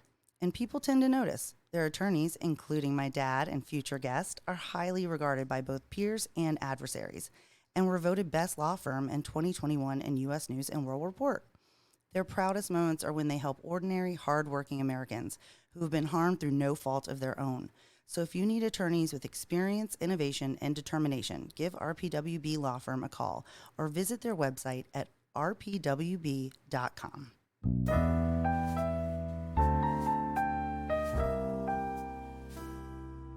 I have a random question. Can you please tell us a little bit about, I was reading, can you tell us about the Independent Restaurant Coalition, which is, I believe it's something you're really Yes. passionate about. I am passionate about it, and I think it's something that has sort of been forgotten about. I think like early on in COVID times, everybody was like, we're going to donate to our restaurants and we're going to give them, Mm-hmm. help. And, I think a lot of restaurants survived because of PPP loans, but also because the Independent Restaurant Coalition really lobbied Congress to get bills passed and get money sort of funneled straight into restaurants. And I just, I personally, and I'm obviously totally biased because I love restaurants so much, but I think that no matter where you live, the heart and soul of any town, any city is independent restaurants. It's the place that people gather. It's the place that people have their memories and their birthdays. And,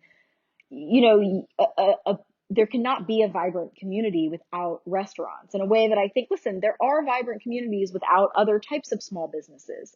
Restaurants are just not optional.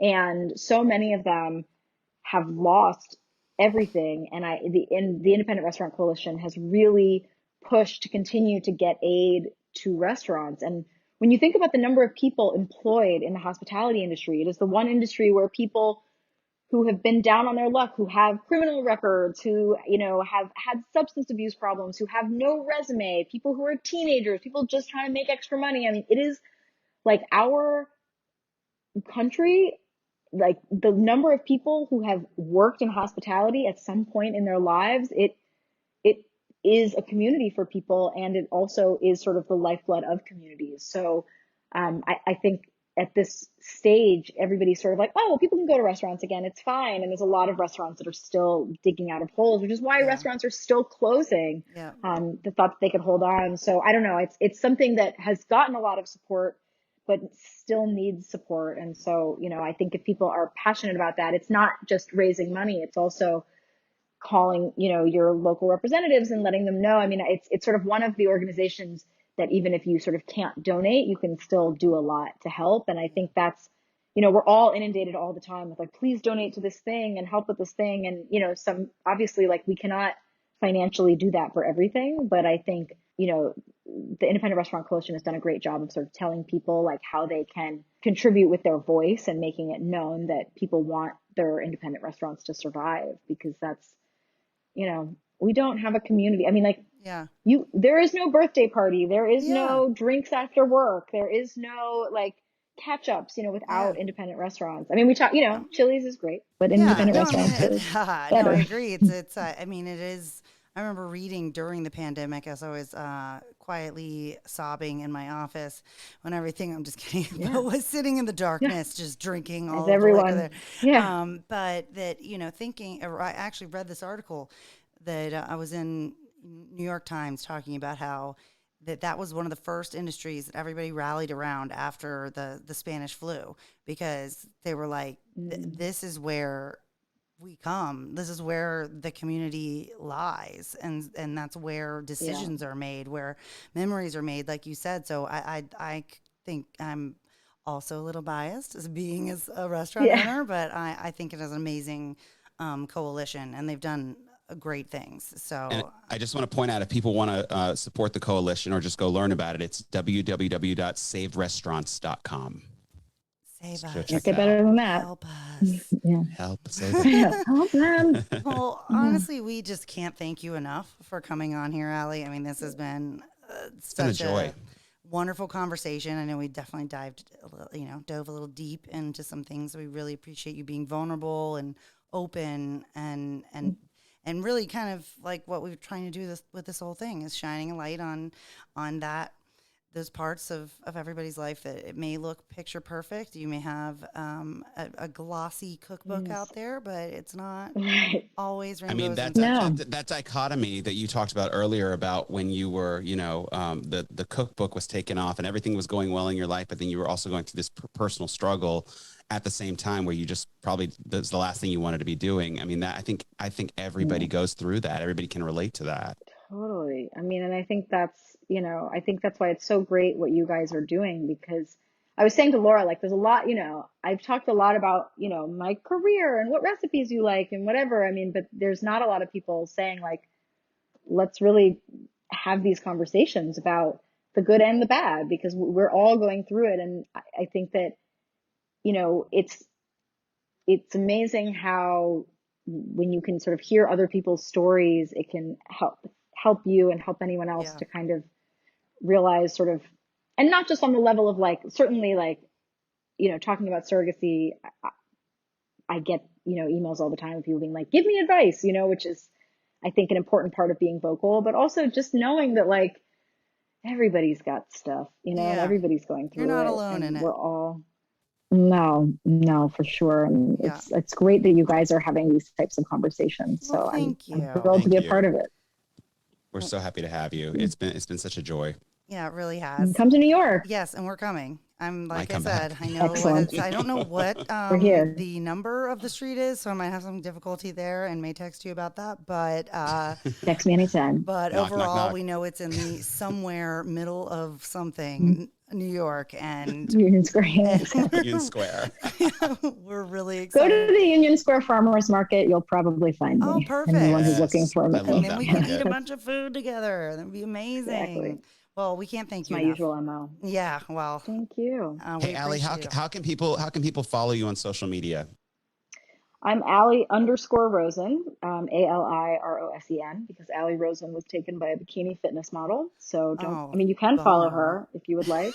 You will not you get the know, same kind of content. it'll be No, different it'll be content. slightly different. Yeah, but I'm Ali_Rosen, and that's, where I am most active. And yes, I am if you are reading a recipe in a book and you have a question, send me a DM.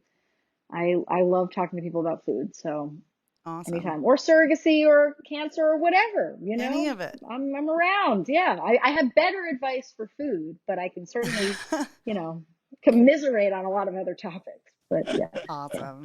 All right, thank you Well, so we much. can't thank you enough. Have a wonderful rest of your weekend and give my love to all of Thank your you, you family. too. I will. All right. We'll talk to you later. Bye. Bye.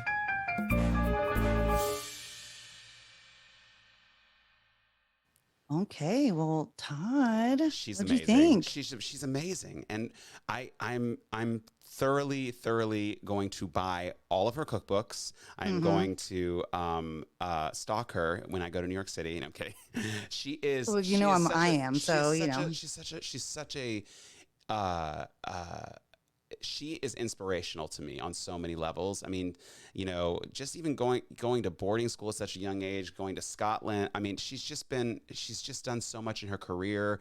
The fact that Brian Williams thought enough of her to get her a job. I mean, it's just, it speaks to her character, and you know, and that's awesome that you guys have known each other for years. It's Well, what I just like loved so much when we even caught up, like before doing this, was like kind of the weirdly parallel lives that we kind of had, like totally different things, but that we both kind of ended up going in these different directions. I never felt like that. I loved her answer that she didn't feel like she was in the wrong place at any given time, because that's how I felt. Like I never thought I was like, oh, I'm not meant to be doing this. right. But it just always led me to another thing. And so it's like it felt like having a kindred spirit that I knew from, you know, these very formative years when I was younger, but to like grow up and now we're It's really grown-ups cool. and adults, and it's like she gives me the goosebumps because She it's is. like One of the things it, I was glad she talked on, Laura. Didn't you think, like, I did not realize, like, I've worked in restaurants forever, but I didn't realize how the toxic masculinity situation is mhm. it's really bad. And but that's culture for me. Like Yeah. I've worked as a waiter, you own a restaurant. Like it's just always known that the chef is going to bite your head off if you fuck up. Which is crazy to me because I honestly, I didn't want to, I never want to get too involved in talking about myself during these interviews. I would want to hear from these people, obviously. And we have to learn that we are not the center of the show. But for real, like it is one of those crazy misconceptions because we have a chef right now who I adore and I have never heard him raise his voice like once. But And I that don't is, think you would tolerate that. and I mean, it's we've had some chefs that raise their voice, but I think it is becoming more, you know, acceptable, if you will, to be somebody that you can get along with in the kitchen, and that can actually help the environment and not hurt it. But I still think that there is that the stigma of it that prevents women from getting into it because Right. they're afraid. They've been traumatized by, you know, all this other stuff going on. And I've always found the dichotomy too of like we touched on it in this with Gordon Ramsay yelling at people on the show, but then when you go to the kids cooking show that he also hosts, Right. he's so sweet and like amazing to those kids. And so he's clearly like kind of putting on a show, if you will, For sure. for the other ones. And I think there just needs to be a shift to get that to be normalized, and that this doesn't have to be some kind of like, in a way, it reminds me of kind of like the good old boy club. Like we went through it, so you got to go through it, Oh, like a 100%. fraternity thing. And it's 100%. like, that's so unnecessary. That doesn't Right. change the quality of the food. Doesn't Right. change, you know, anything other than that you have more women involved who, like you said, you brought up a great point, Well, and I that were the understand. ones that were in the kitchen. Right, exactly. And if I understand that it is a very high, if you're busy in a restaurant and it can get crazy out there, so you Yeah. just start barking orders, and like I understand Yeah. but there's a way to do that and not be a horrible human. Yeah. Yeah. I was going to say, you know, there's a reason there's the saying, like, you know, that what is the saying? If it gets too hot in the kitchen, Yeah. get out or Yeah. whatever. But Too many cooks in the honestly, kitchen, maybe. too many, no, something about it. It's too Yeah. many cooks in the kitchen, but it gets hot. You can't stand the heat in the Heat, kitchen. get out. We'll get out, whatever. We'll figure it out. But it does get literally hot and uncomfortable and crazy back there.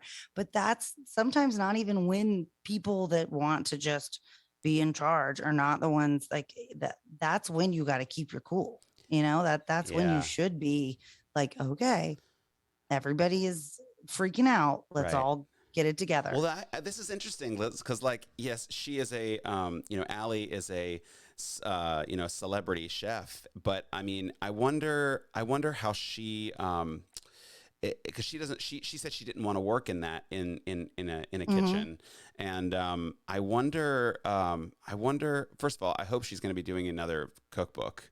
Yeah, I'm sure she will. I know for a fact right now, her publicist is very much like, and it's the same thing with everything that you have this one project going on right now. It's like Get it push, out, get it push, out, get it push. out. Yeah. Yeah. So, we'll say it But you again, go said, get Modern Freezer Meals. That is her most recent one, but you she said wants to people do. swear by it. Yeah. I can't No, I wait mean, I'm to try telling you, it.